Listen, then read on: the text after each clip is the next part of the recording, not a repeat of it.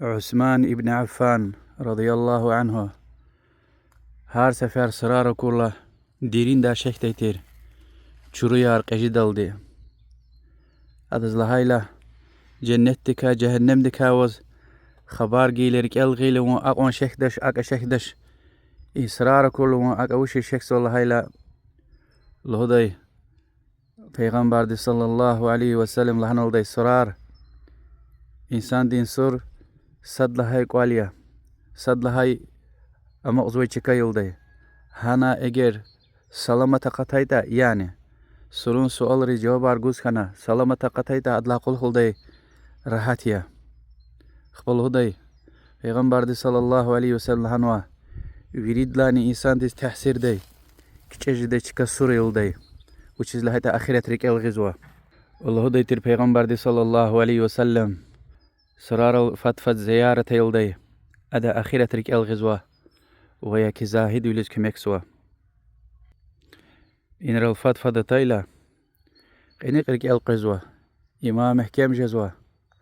أخيرة ريك الغزوة پیغمبر لهاي عليه الصلاة والسلام وش لهنوي سنة ديز عملي زوا وإنوي قلاي برزني رحمة الله بزوا پیغمبر دي عليه الصلاة والسلام تايلا الله ديتير السلام عليكم أهل الديار من المؤمنين والمسلمين وإنا إن شاء الله بكم للاحقون نسأل الله لنا ولكم العافية إني قلاي مسور منريز سلام خيل هن سلام قداي وإن شاء الله چني كويقا عرقيز وبريا وچاوا چاز وكوز الله تعالى دعاء عافية سلامة والطلب والله دعاء ديتير إن التايلست خيار زرف تاريز قريدة چكيار تشها پیغمبر ديز عليه الصلاة والسلام كش أجديتير لوزو صحابيري سا جنازة في زويلنا يعني قين وين إنسان تخزوز پیغمبر دي عليه الصلاة والسلام تحسير خنا كش أخن كوشل قراغنا صحابي لهنا دز يا رسول الله ام يهودي دي جنازة يعني مسور ما تشما